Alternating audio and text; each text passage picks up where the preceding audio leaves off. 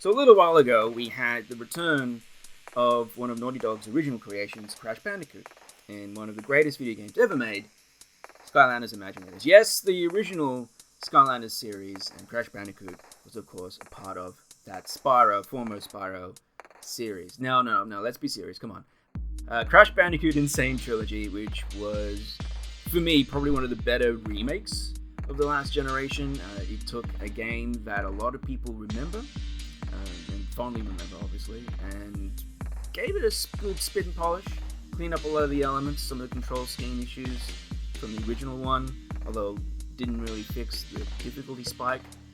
God, that Crash 1 difficulty spike. Oh, it sucks. Crash 2 and 3, though, great games. Love them. We since then had the Nitro Kart remake, Crash Nitro Kart, or whatever it's called. And now we have the first original Crash Bandicoot game in what seems like more than a decade. In Crash Bandicoot 4, It's About Time. Now, for me, I'm sort of torn on this one for two reasons, and I'll explain why now. First one, obvious one, didn't grow up with Crash Bandicoot. It wasn't my series. I didn't have a PlayStation. I got a PlayStation 2 on launch day. That was actually quite a fun memory, which maybe one day I'll explain. But the original trilogy, I didn't really get into. I never really played. I know about it, and I sort of here or there dabbled with it, but never went through the whole thing.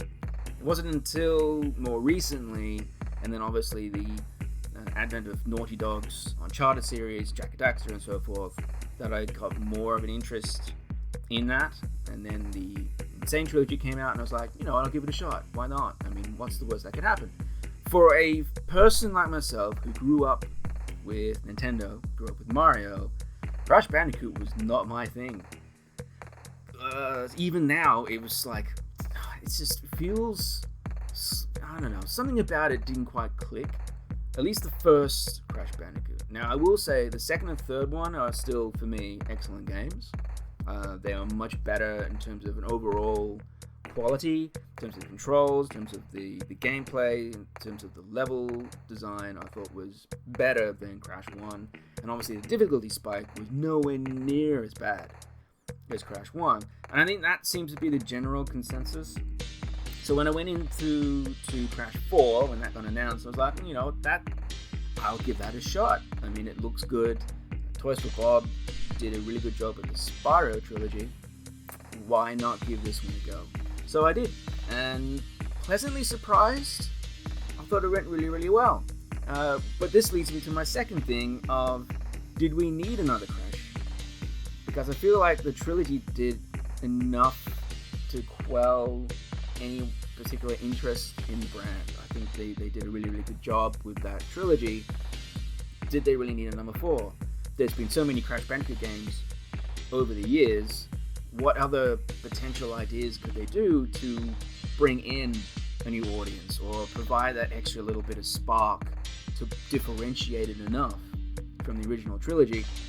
To my surprise, there is actually quite a lot in this that I wasn't expecting that is genuinely good and quite creative. Obviously, you have new masks, and each one has a new power and ability.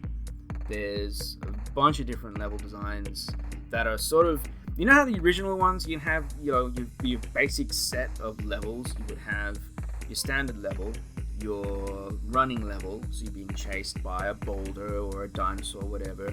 You would have your side-scrolling levels, and you would have something like an underwater level or, something to that effect, and then you would have your boss battle.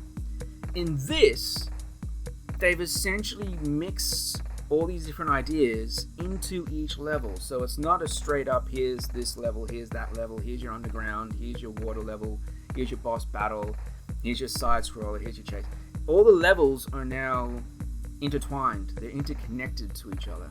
And I think it works much, much better than even the original trilogy could do, because it affords them the ability to really amp it up with the creativity of the design on each level. You still do get that difficulty spike towards the end. That's more of a traditional thing, really, in platform games. You always leave some of the hardest levels to last to get all the abilities you've built up all over the time to try and meld into the most challenging bit to get to the final boss. That's always going to be frustrating, and it was for me. You know, I still got there in the end. I still was able to finish it.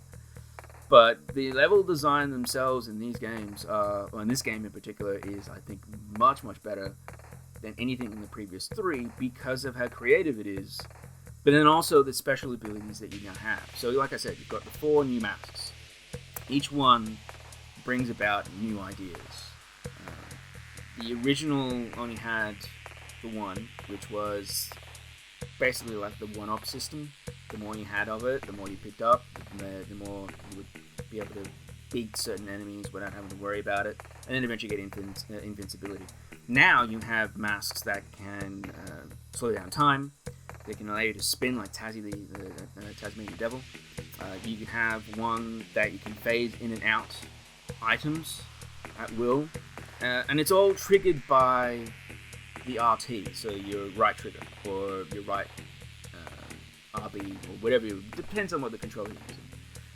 It's really, really intuitive. It's actually really, really good. Although there are some times where the timing, like if you're not right with the timing, it could be a bit of a but I think it's generally good.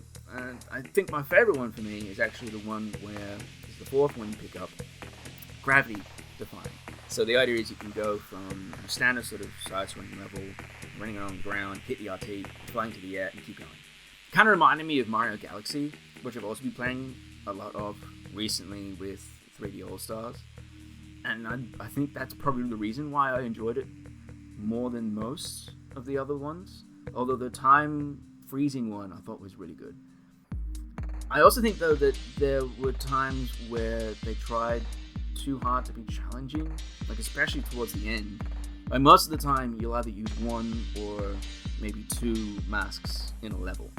Now when I say this, you're not using it the entire level, and there may only be a small section of it where the mask will show up and then you use it.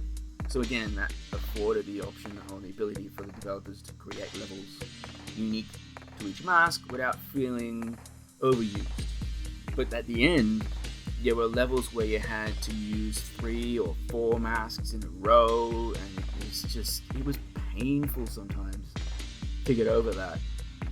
I got there in the end, but I would have preferred if they'd maybe brought in like maybe a 5th one that combined them all or something like that. Something that, again, sort of took you for a loop, because that's kind of the way platform games go, is that you build up, and you get to the end, you know everything, and then you use it all together. Sometimes if you throw that little curveball in at the end, it can make it more entertaining. As it is, though, I think Crash 4 is commendable. I think it's colorful, it controls relatively easily compared to the previous games. I think they've learnt a lot from what they did with the Insane trilogy and ran with that. The actual story, I think, is pretty decent. There's an attempt at being new and refreshing for the brand, and for the most part it works. I think the best element for Crash 4, if nothing else, is the amount of content that's available in there. So you'll get your base game, and you get all your different levels. In most worlds, you'll have 3 or 4 levels in a boss battle. Normally about 3. But then you have different levels sprouting off from each one. At points, you can play as Cortex. Spoilers, obviously, if you don't want to know all about this. But there are moments where you'll play as other characters beyond the usual set, and they all have different abilities. Coco is obviously constantly available as well if you want to switch back and forth between her and Crash, which is great. And then you'll get the ability to unlock even more variety of levels and challenge levels, and levels that are inverted in terms of color and stuff like that, or they flip them and stuff like that. There's so much content in the game, it's actually quite surprising, but in a good way. I think they did a good job in terms of wanting you to play the levels instead of just saying, hey, go back in and play it 5 more times to unlock a skin, which obviously you can do as well if you want to. You can find all the diamonds and get all the fruit and so forth to unlock these cool little skins. I should also say, no DLC. There's nothing in terms of microtransactions either. This is all in-game. Now, whether they pull a Crash Team Racing again and add that in a patch 6 months down the track, Who knows? It's Activision. Anything's possible. But I have to commend them, again, for creating a platform game more like a Nintendo traditional experience whereby everything is in the game. Everything you want to play is there. You don't have to pay any extra. So if it stays like that, good on them. If it doesn't, oh cool. Ultimately, I think it's a great game. I really enjoyed it. I obviously have a few gripes with the end levels, but you know, any kind of platform experience, I normally get that sort of feeling towards the end where it's like, oh, just come on, just get to the end. I just want to be Bowser. I just want to be Cortex. Just go. But ultimately, I really enjoyed it. I will go back and maybe find some of the other puzzles and secrets and so forth in it later on. Is it worth the $60-$70? Yes, I think it is. I think there's enough content in there to justify it. There's also the ability to play with 2 or more people in a sort of a party swap mode. I didn't really play much with that at all, but it sounds like a cool, again, other alternative. So there's plenty to do. There's plenty to play. It's fun to play. It's colorful. It's generally really creative. It's worth doing. I think they did a really good job. Toys for Bob. Well done. So I think the final result for this one is... Hell yeah! And on that note, what did you guys think? Have you played Crash 4? Did you enjoy it? Let me know down in the comments below if there was anything you did or didn't like about it. If you finished it yet or not. If you found everything. I will definitely continue playing it a little bit longer. I really enjoyed my time with it so far. I've finished the main campaign. So I think I will go back and do some of the other challenges at a later time. But there's so many other more games I want to get to. And so much more content that's still to come in 2020. So maybe later on. As for that, well, that's it. That's my first review on the channel. I hope you enjoyed it. I will definitely be doing more of these as time goes on. I'll try and keep them relatively short. This has been about, 12, 13 minutes, which isn't too bad. So if you feel like that's a little too long, let me know. Otherwise, I will see you guys with the next review or next video on the channel sometime soon. I'll see you then.